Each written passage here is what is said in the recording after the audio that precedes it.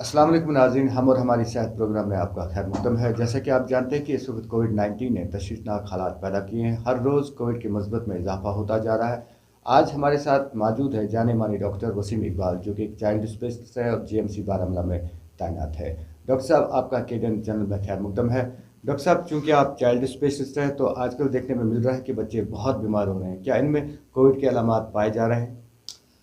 अर्शद साहब, पहले तो मैं आपका शुक्रगुजार हूँ कि आपने मुझे अपने चैनल पे दावत दिया और अपने नाजरीन से बात करने का मौका दिया। जी। जहाँ तक कोविड-19 का सवाल है, जैसा कि आप खुद भी देख रहे होंगे कि तीसरी लहर जी डॉक्टर कोविड-19 की शुरू हो चुकी साहब। है। जी डॉक्टर साहब। इसमें हमने देखा है कि इसमें मुसलसल केसेस का इजाफा हो रहा है और कल की बात अगर करें, 5,000 से ज़ायद केसेस जी। पूरी Jammu and Kashmir union territory में जी डॉक्टर देखे गए। तो जहाँ तक बच्चों का सवाल है, पहली और दूसरी वेव में हमने देखा कि बच्चे थोड़े कम मुतासिर हुए थे, जी। लेकिन इस वेव में ये देखा जा रहा है कि बच्चे भी मुतासिर हो रहे हैं। जी। लेकिन खुशकिस्मती इस बात की है कि बच्चों में जो केसेस हैं वो ज़्यादा सीवियर नहीं आ रहे हैं, सीवियरिटी उनकी कम है। जी। इस सूरत हाल से निपटने के लिए वालिदैन का क्या रोल है? देखिए, कोविड-19 जो है ये किसी भी वायरल इलनेस या फ्लू के बीमारी जो है इसके बिल्कुल मुतरादिफ होता है, बिल्कुल सिम्टम्स वैसे ही होते हैं।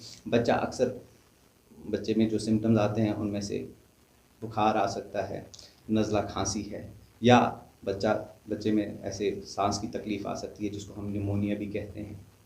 इसके अलावा जो सिम्टम्स बच्चों में आते हैं उनमें इम्पॉर्टेंट सिम्टम्स हैं। एक तो डायरिया आ सकता है बच्चों में उल्टियाँ आ सकती जी हैं, डॉक्टर साहब। बच्चा दूध ठीक से नहीं पीता है, जी। या बच्चा कभी इतना ज़्यादा बीमार हो जाता है कि सांस लेने में तकलीफ़ होती है और बिल्कुल उसको इमीडिएटली अगर अस्पताल न पहुंचाया जाए तो जान का भी लाहक जी खतरा डॉक्टर हो सकता है।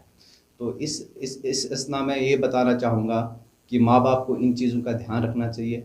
मामूली नज़ला ज़ुकाम अगर हो तो अपनी नज़दीकी अस्पताल या डॉक्टर साहब से राब्ता करें जी और डॉक्टर साहब। जल्द से जल्द बच्चों का इलाज डॉक्टर कराएं। साहब, जिस तरह मौसम सरमा में अक्सर देखा जा रहा है कि बच्चे बीमार होते हैं तो वैक्सीनेशन जो बच्चों में लग जाती है उससे किस हद तक फ़ायदा मिल सकता है? बिल्कुल, अक्सर अर्शद साहब, जो मौसम सरमा होता है जी डॉक्टर साहब। हम लोग देखते हैं कि मौसम सरमा में अक्सर खांसी ज़ुकाम ज़्यादा रहता है। हम लोग एट्रीब्यूट करते हैं ये जी सर्दी से हो गया, या बच्चे ने कुछ फल फ्रूट खा लिया है, उसने जी कल जी सेब खाया इसकी वजह से होता है। ये मतलब किसी चीज़ को एट्रीब्यूट करना कि इससे हुआ, खाने से हुआ, कल जी बर्फ़ खाई इसने या उससे जी। हुआ, जी ये डॉक्टर साहब। कुछ हद तक सही भी है, गलत भी है। जी। ऐसा देखा गया है कि मौसम सरमा में जो वायरल इलनेसेस हैं, जी। जिसमें पहले प्रेडोमिनेंट रहा करता था वायरल फ्लू जिसको बोलते हैं, जी। तो इन्फ्लुएंजा वायरस वो काफ़ी प्रेडोमिनेंट रहता है। जी। तो उसके अगेंस्ट ऑलरेडी वैक्सीन आ चुका है, जो जी। हर साल हम ऐसा सिफारिश करते हैं कि हर कोई जो बच्चा हो 5 साल से कम या बुज़ुर्ग हो 60 साल से ज़्यादा, वो हर साल वैक्सीन लगाए। जी। तो उस वैक्सीन से काफ़ी हद तक ये जो मौसम सरमा में खांसी ज़ुकाम बच्चों जी। को होता है उसमें फ़र्क पड़ जाता है और काफ़ी हद तक इस पे रोक लग जाती है। लेकिन इस बार पिछले 3 साल से हमने ये देखा कि कोविड-19 जो है, जी। कोविड-19 में काफ़ी ज़्यादा इजाफा हुआ है और उसके भी सिम्टम्स बिल्कुल ऐसे ही होते हैं, बच्चे में खांसी ज़ुकाम आता है। और चूँकि बच्चों में अभी कोविड-19 का वैक्सीन अभी अप्रूव नहीं हुआ है, जी। तो बच्चों में इस चीज़ का माँ बाप को बहुत ज़्यादा ध्यान रखना है कि उनको अगर कोई खांसी ज़ुकाम हो तो ये कोविड के सिम्टम्स हो सकते हैं। इसके अलावा बाकी वायरल इलनेसेस भी हैं जो काफ़ी कॉमन होती है विंटर में, जिसमें कॉमन होता है छोटे बच्चों में, 1 साल से कम बच्चों में, उसको हम कहते हैं रेस्पिरेटरी सिंसिशियल वायरस। उसमें सांस लेने में तकलीफ होती है बच्चों में, पसलियाँ चलती है उसमें, और उससे लाहक निमोनिया होने का भी खतरा रहता है। जी। लेकिन उसके अगेंस्ट भी अभी वैक्सीन नहीं है। जी। सो और जो इम्पोर्टेंट चीज़ में, डॉक्टर साहब, ये वैक्सीन किस महीने में देनी चाहिए सर इन बच्चों को? इन्फ्लुएंजा वैक्सीन का सीज़न में उसको हम कहते हैं कि वो ऑटम में देना चाहिए, सितंबर एंडिंग और अक्टूबर में, तो वो नए सीज़न का वैक्सीन उस महीने में आता है। तो हर साल इन सितंबर के आखिर में और अक्टूबर के शुरू में वो वैक्सीन हर कोई लेना चाहिए। डॉक्टर साहब, अभी आपके पास किस तरह के बच्चे जो इलाज मुआवजा के लिए आते हैं और किन किन बीमारियों में मुब्तला होते हैं? जैसा मैं अभी नाज़रीन को बता रहा था कि हमारे पास केसेस जो आ रहे हैं, रेस्पिरेटरी इलनेस के ज़्यादा केसेस आ रहे हैं, तो इसमें कोविड के भी काफ़ी केसेस हैं जो जिनमें रैपिड टेस्ट पॉजिटिव आता है और RT-PCR भी पॉजिटिव आता है। लेकिन खुशकिस्मती इस चीज़ की है कि वो ज़्यादा सीवियर नहीं है। जी। बहुत कम फीसदी बच्चे ज़्यादा बीमार होते हैं जिनको दाखिले की ज़रूरत पड़ती है। लेकिन पिछले 3-4 महीने से हमने ये देखा कि निमोनियाज़ बच्चों में थोड़े बहुत ज़्यादा आए। जैसे मैं आपको बताऊंगा अरशद साहब, नवंबर और दिसंबर के महीने में हमारे अस्पताल में जो bed occupancy rate paediatric ward में लगभग 150% होगी, कोई बेड खाली नहीं होता था और सभी बच्चे निमोनिया से मुतासिर थे। हमें उस टाइम लाहक ये खदशा था कि ये कोविड तो नहीं है, लेकिन वायरल और जीनोमिक टेस्टिंग के बाद ये पता चला ये कोविड नहीं था, वो दूसरे वायरल इलनेसेस थे जिसमें प्रिडोमिनेंट था, जैसे मैंने आपको बताया रेस्पिरेटरी सिंसिशियल वायरस और एडिनो वायरस था, वो बहुत कॉमन था। उसकी श्रीनगर जो बच्चों का अस्पताल है वहाँ पे तहकीक हुई, सोरा में हुई, तो वो निमोनिया के केस काफ़ी आए थे जी। लेकिन अभी उसका थोड़ा बहुत दबाव हम पे कम हुआ, लेकिन साथ ही कोविड-19 का दबाव बढ़ने लगा। लेकिन जैसे मैंने पहले भी बताया कि ये खुशकिस्मती है हमारी कि वो ज़्यादा सीवियर नहीं है। इसके अलावा आजकल बच्चे निमोनिया, खांसी ज़ुकाम के अलावा हमारे पास बच्चे आ रहे हैं जिनको डायरिया की शिकायत रहती है, तो वो डायरिया भी अक्सर बच्चों में कोविड की वजह से हो सकता है, उसके एडमिशन हमारे पास आती है। बाकी जो नवजायद बच्चे आते रहते हैं हमारे पास, उनको सेप्सिस वगैरह होता है तो वो भी आते हैं, लेकिन प्रेडोमिनेंट इन महीनों में नज़ला ज़ुकाम, निमोनिया और डायरिया है। डॉक्टर साहब, जो डेल्टा वायरस था उससे ज़्यादा बच्चे मुतासिर नहीं हुए, अब जबकि ओमिक्रॉन ने जो जन्म लिया है, क्या इससे भी इन्फेक्शन बढ़ने का खतरा है बच्चों में? पहले आपको अरशद साहब मैं ये बता दूं कि ये डेल्टा वायरस है क्या जी। ये जो कोरोना वायरस है, ये एक वायरस आप ऐसा सोच लें कि एक ऐसा जरासीम है कि वो फुल फैक्ट्री नहीं है, जैसे हम फुल ऑर्गेनिज्म नहीं है। ये क्या है, इस वायरस में क्या होता है कि जस्ट जेनेटिक इंफॉर्मेशन होती है, ये दूसरा कोई भी लिविंग सेल हो या कोई ऑर्गेनिज्म हो, उसकी जो मशीनरी है, सेलुलर मशीनरी को टेक ओवर करके अपना काम चला देता है। तो सरवाइव करने के लिए वायरसेस चेंज होते रहते हैं जी। तो उसको हम म्यूटेशन बोलते हैं, ठीक है। यही हाल कोरोना वायरस का भी है। जैसे पहले शुरू हुआ, जो पहला वेरिएंट था उसको अल्फा वेरिएंट कहा गया, उसके बाद डेल्टा वेरिएंट आया, अब जो नया वेरिएंट आया है ये ओमिक्रॉन वेरिएंट है। सबसे सीवियर हमने देखा कि डेल्टा वेरिएंट से काफ़ी पेशेंट्स मुतासिर हुए जी। लेकिन ओमिक्रॉन वेरिएंट से भी पेशेंट मुतासिर हो रहे हैं, लेकिन फॉर्चुनेटली डेल्टा वायरस की इम्पैक्ट बच्चों पर, बिल्कुल मैं आ रहा हूँ उस बात पे। डेल्टा वायरस की तरह ओमिक्रॉन वेरिएंट लंग्स पे इन्फेक्ट नहीं कर रहा है। डेल्टा वेरिएंट जब उसका दूसरी वेव आई थी डेल्टा वेरिएंट की, तो उस टाइम बच्चे भी इन्फेक्ट हो रहे थे, लेकिन इतनी शदीद केसेस हमने नहीं देखे, इतना केसेस ज़्यादा नहीं थे। लेकिन ओमिक्रॉन चूंकि बहुत तेज़ी से फैल रहा है, बच्चों के केसेस ज़्यादा आ रहे हैं।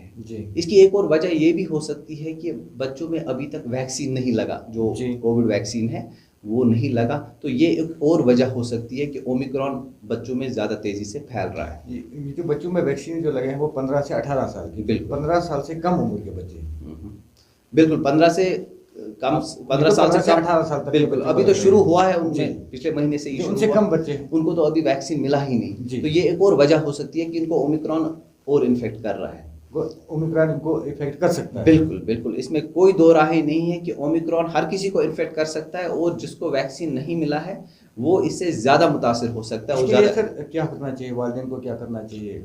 बिल्कुल, इसमें जो मेजर्स लेने चाहिए सर, इसको हम अरशद साहब कहते हैं कि कोविड अप्रोप्रिएट बिहेवियर का हमें बिल्कुल ख्याल रखना है। कोविड अप्रोप्रिएट बिहेवियर में कि हमें अवॉइड करना है, अननेसेसरी ट्रैवल अवॉइड करना है, गैदरिंग्स में नहीं जाना है, ज़्यादा जो जमघटा जहाँ पे हो वहाँ जमा नहीं होना। अगर मजबूरन बाज़ार जाना भी पड़े तो मास्क का खास ख्याल रखना है कि मास्क पहन के जाएं, और अननेसेसरी किसी भी चीज़ से हाथ नहीं मिलाना है या किसी को टच नहीं करना है। सैनिटाइज़र का बिल्कुल इस्तेमाल करना है।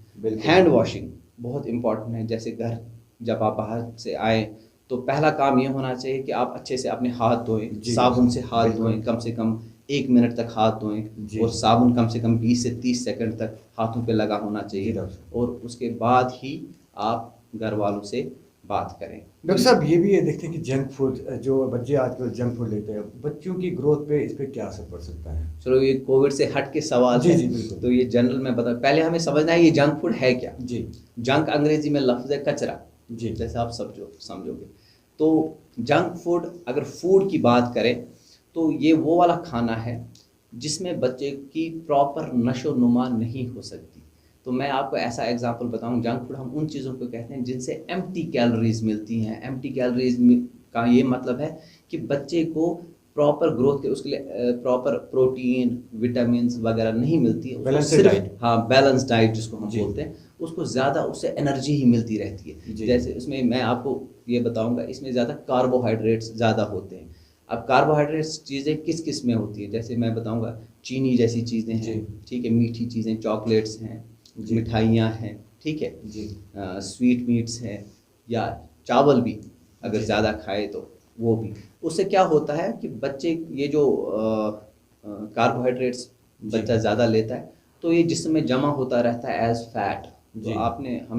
आपने भी देखा होगा कि पिछले 10-20 साल से जो जनरल पॉपुलेशन है छोटे बच्चों की, जी। उसमें हम ज़्यादा ओबेसिटी भी देख रहे हैं। जी। ओबेसिटी मीन मोटापा। जी डॉक्टर पहले साहब। तो ऐसा देखने को था नहीं, जब हम छोटे थे तो मुझे याद ही नहीं हमारी क्लास में कोई ऐसा मोटा बच्चा जी। होता था, लेकिन माशाल्लाह अगर आज देखेंगे बच्चों तो का बहुत सारे ओवरऑल बच्चे बढ़ गए। वेट बढ़ गया है। जी डॉक्टर साहब। ये वजह है कि इनको जंक फूड ज़्यादा मिल रहा जी। है और वो जमा हो रहा है एज फैट।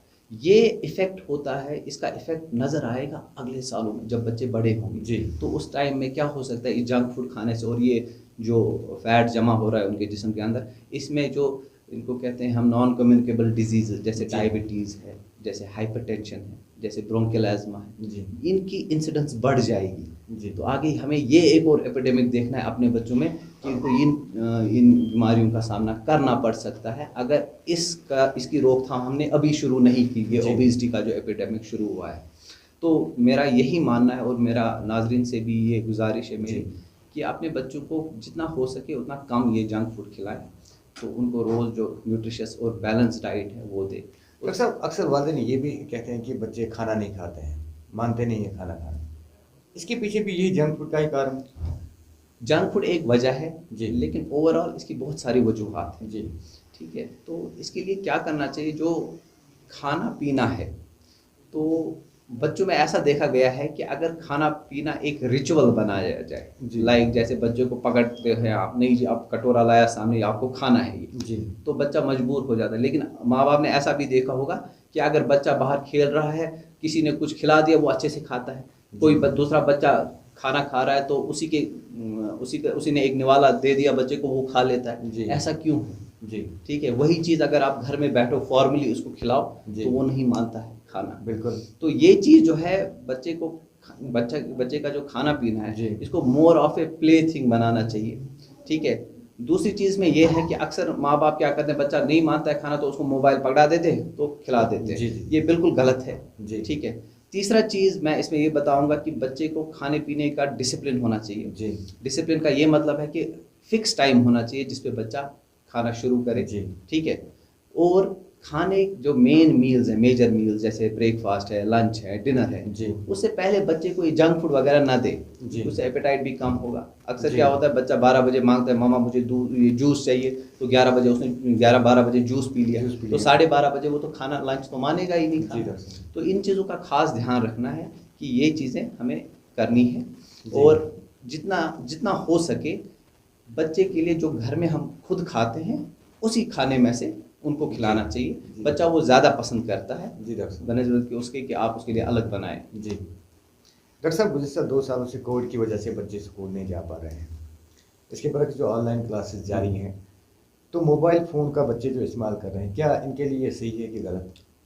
देखिए अरशद साहब, जो आजकल का ज़माना है ये टेक्नोलॉजी का ज़माना है, आईटी का ज़माना है। ठीक है, तो हम पीछे भी नहीं रह सकते। हम ऐसा नहीं कह सकते कि हम ये बिल्कुल बंद करना है, मोबाइल नहीं देखना है, हम ये नहीं कह सकते, क्योंकि आजकल इसके बगैर आजकल का जो लाइफस्टाइल है वो पॉसिबल भी नहीं है। लेकिन चूँकि कोविड-19 की वजह से एक खुसूसी सूरत हाल पैदा होगी कि फिजिकल क्लासेस बंद होगी। अब बच्चों की पढ़ाई पे इतना ज़्यादा असर पड़ा इस पे कि मजबूर हो गए कि ऑनलाइन क्लासेस ले हम। तो ऑनलाइन क्लासेस के लिए जो स्कूल ने शेड्यूल बनाया हुआ है, मेरा ये मानना है कि उस शेड्यूल को पूरी तरह फॉलो करना बेहतर है जी। उस दौरान जो बच्चा ऑनलाइन क्लासेस, वो 1 या 2 घंटे की क्लास होती है, उस टाइम पे मोबाइल अगर सामने भी हो, लेकिन उस टाइम पे पेरेंटल गाइडेंस साथ होनी चाहिए, पेरेंट साथ होना चाहिए, ठीक है। उसके अलावा अगर मोबाइल बच्चे को दे जी, तो बच्चे को इसके लिए हमारी जो इंडियन अकेडमी ऑफ पीडियाट्रिक्स है और अमेरिकन अकेडमी ऑफ पीडियाट्रिक्स, उन्होंने कुछ गाइडलाइंस भी बनाई हुई हैं कि बच्चों को किस हद तक मोबाइल देना सही है जी। तो उसमें ये बताया गया है कि पहले 1.5 साल तक जी, 18 महीने तक मोबाइल देना सही नहीं है बच्चे को।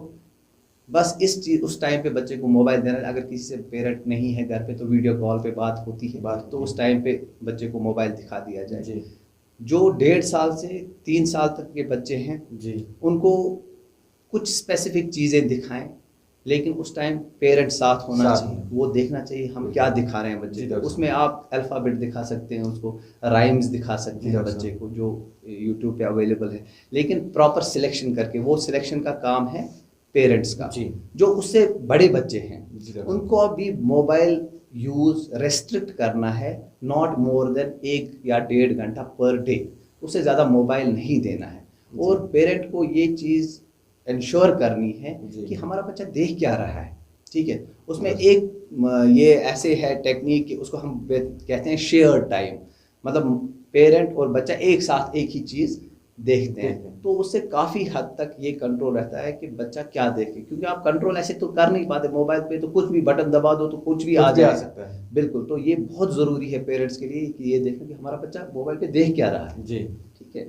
तो आगे भी मतलब अभी जो सूरत हाल कोविड की वजह से बनी हुई है, मेरा ये मानना है कि ऑनलाइन क्लासेस ठीक है जी, लेकिन उसकी वजह से जो फिजिकल एक्टिविटी सफ़र हो रही है वो नहीं होना चाहिए, राइट। तो फिजिकल एक्टिविटीज़ के लिए आपकी क्या मैसेज रहेगी बच्चों के लिए? बिल्कुल, बच्चों के लिए फिजिकल एक्टिविटी बहुत ज़रूरी है जी। तो बच्चे की चूँकि ग्रो कर रहे होते हैं, इनका जो मसल है, मास है, उसी से फिजिकल एक्टिविटी से बढ़ेगा। अगर हम मोबाइल का यूज़ ज़्यादा करें, जैसे हमने पहले जंक फूड के बारे में मैंने आपको बताया, जिस तरह जंक फूड से वज़न बढ़ता है, जो लैक ऑफ फिजिकल एक्टिविटी है जो मोबाइल यूज़ से होता है, उससे भी मोटापा बढ़ जाता है बच्चों में। तो उसके लिए फिजिकल एक्टिविटी के ये है कि बच्चों को हर रोज़ जी ओपन एयर में फिजिकल एक्टिविटी होनी चाहिए जी। जो प्ले टाइम है वो ज़रूर होना चाहिए, नहीं कि बच्चे को बस जी आपको बस पढ़ाई करनी है, अंदर बैठना है, नहीं, ऐसा बिल्कुल नहीं है।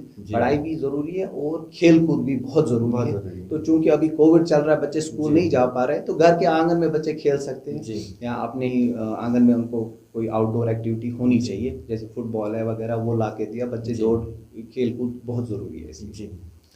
ये थे हमारे साथ डॉक्टर वसीम इकबाल, जो कि एक नामावर चाइल्ड स्पेशलिस्ट, जो हमारे बच्चों की सेहत के मुतालिक जानकारी फराहम कर रहे थे। डॉक्टर साहब, हमारे साथ स्टूडियो में बैठने के लिए आपका बहुत बहुत शुक्रिया। शुक्रिया हर्षित साहब।